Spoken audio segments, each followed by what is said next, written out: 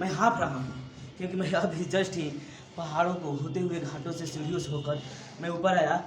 और यहाँ पर आपको जो मंदिर दिखाई दे रहा है, ये रोहतास में पहला मंदिर है गोरखनाथ जी का।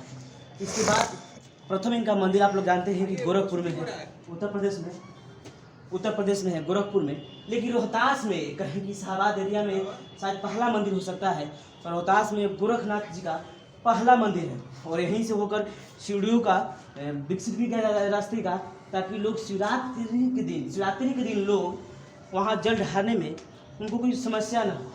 मैं इसलिए यहाँ पर मैं सीढ़ियों से होकर आया हूँ, काफ़ी ऊंचाई पे यहाँ पर मंदिर मौजूद है। और हमारे साथ सज्जन लोग भी हैं।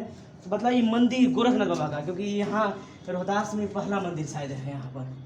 तो स्थापना कैसे हुआ था इस मंदिर का? ये तो हम लोग को बहुत पहले से प्रोसेस चला आ रहा है, करीब 5 साल से जो का न्यू स्थापना हो चुका है। यहाँ के तत्व गोरखपुर के तत्वाधान से ही यहाँ पे अपना निर्माण कार्य जो भी हुआ वहाँ से लेकर के आदेशानुसार यहाँ पे हुआ है। और इसको करीब गुरु पूर्णिमा के दिन, सावन गुरु पूर्णिमा के दिन इसका प्राण प्रतिष्ठा किया गया। गुरु पूर्णिमा तो ये मतलब कि बिहार में सिर्फ एक ही मंदिर है कि मतलब और भी मंदिर? नहीं, बिहार में तो अभी एक ही मंदिर है बस। ये गुरु गोरखनाथ आदि गुरु शंकराचार्य और गोरखनाथ का मंदिर एक ही है बिहार में। अच्छा बाबा नमस्कार, आप दोनों का भी नमस्कार है। ये बताइए कि मंदिर का, इस मंदिर का गोरखनाथ जी का मंदिर का इतिहास बताइए, कब स्थापना हुआ, कैसे कि इसका विकास होने का? ये हुआ पूर्णवासी, आषाढ़ का पूर्णवासी का। अच्छा, ये स्थापना हुआ है, इसलिए अभी पुजारी हम ही हैं इनमें, त्यागी बाबा नाम है हमारा। चल रहा है काम बड़ा सही काम। घर बाबा आपका? चोटबड्डी आलमपुर। अच्छा, बड्डी आलमपुर के हैं? आलमपुर। अच्छा, यहाँ पर तो यहाँ पर आपको सुविधाएं जो मिलती हुई, खान पान रहन सहन, ये सब सुविधाएं कहाँ से? ये सब कमेटी देता है। कमेटी? जी। तो कौन सा कमेटी है? बाबा गोरखनाथ कमेटी है। हाँ। अच्छा, ये बिहार में पहला मंदिर है गोरखनाथ? जी, ये पहला मंदिर है बिहार का। अच्छा, अभी बिहार में कहीं नहीं मंदिर। क्योंकि इस चैनल के माध्यम से बहुत सारे लोग आवाज़ भी सुनेंगे, और शायद हमको लग रहा है कि योगी आदित्यनाथ भी सुनेंगे, क्योंकि इन समय हम मतलब हिंदू धर्म को अपने हाथ पर लेकर चल रहे हैं। कहें कि मतलब धर्म की एक अलग परिभाषा देने का कार्य किए हैं, और धर्म को आगे ले जाने का कार्य किए हैं, बाबाओं को भी सुविधाएं दे रहे हैं। क्या कुछ आप लोग उनसे आग्रह रहेगा? अरे ये रहेगा कि कुछ इस पर ध्यान देते, ताकते, कुछ मदद करते कि आओ बढ़िया बन जाता। हम लोग को यही आस्था रखेंगे। गोरखनाथ हाँ, मंदिर का। हाँ। मुझे बताइए गोरखनाथ जी का विचारधारा क्या था? बता सकते हैं विचारधारा क्या था गोरखनाथ? क्या कुछ कहते थे, क्या उनका विचार था? उनका विचारधारा था कि पूजा पाठ करते थे, बाल ब्रह्मचारी थे बचपने से, यही विचार था। विशेष जाने तो बताओ। सन्यासी थे वो, और उनका उत्पत्ति किसी मनुष्य से नहीं हुआ है, और वो ऑटोमेटिक कहावत है, हम भी सुने हैं, कथा है कि गोबर से मतलब कि वो उत्पन्न हुए हैं। और फिर उनका बस पूरे संसार को, जगत को एक मतलब आस्था की ओर खींच कर ले जाना। और भाईचारा प्रेम, यस, हिंदू तो है ही, उन्हें एक सबको सम्मिलित, सब धर्म को लेकर के चलना और समान रूप से देखना, एक साधु के तौर पे, सन्यासी के तौर पे। सन्यासी मतलब गुरु गोरखनाथ।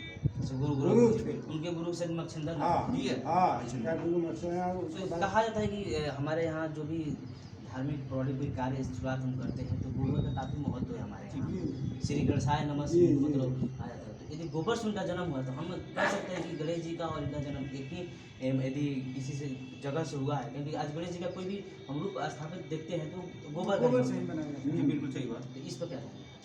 तो हम तो ज़्यादा तो नहीं जानकारी हो उनके बारे में, लेकिन हम जानते हैं कि सर्वप्रथम गणेश जी का पूजा होता है। अगर मूर्ति नहीं है तो गोबर की ही बना करके गणेश जी को अपना मान करके पूजा होता है। अगर गुरु गोरखनाथ का अगर उत्पत्ति हुआ है तो हो सकता है कि वो दोनों मतलब एक दूसरे से परस्पर जुड़े। और जैसा कि आप सभी ने जाना कि गोरखनाथ जी का विचारधारा था कि पूरे जो भी मानवता है उसको आस्था की तरह लिया जाए। कोई नहीं, हिंदू हो, मुस्लिम हो, सिख हो, ईसाई हो, जैन हो, वो इस धरातल पर मौजूद किसी भी धर्म से जुड़ा हुआ व्यक्ति हो, उनका एक ही मकसद है कि व्यक्ति एक व्यक्तित्व में जुड़े, एक मानवता में जुड़े, एक मानवता का, ह्यूमैनिटी का जीवन जीने का कार्य करे।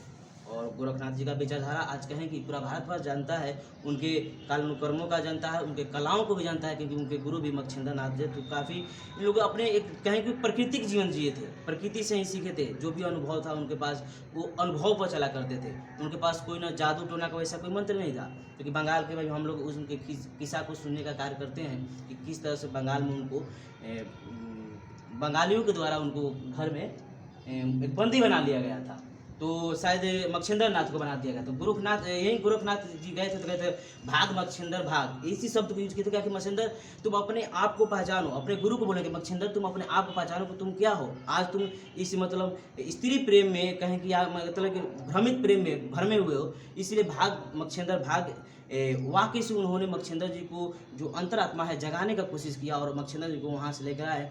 और कहें कि मच्छिंद्र नाथ के बाद में कोई नाथ आता है, क्योंकि नाथ का हमारे यहाँ भोलेनाथ हो या मच्छिंद्र नाथ हो या गोरखनाथ हो, नाथ का हमारे यहाँ काफ़ी महत्व रहा है। इसीलिए कहें कि वहाँ पर शंकर जी का मंदिर है तो यहाँ पर गोरखनाथ जी का मंदिर है, और नाथ इज इक्वल टू नाथ। और हमको तब तक के लिए दीजिए इजाज़त, और ऐसा ही अनसुनी और अद्भुत कहानी देखने के लिए हमारे साथ जुड़े रहे। एक बार जयकारा लगा दीजिए।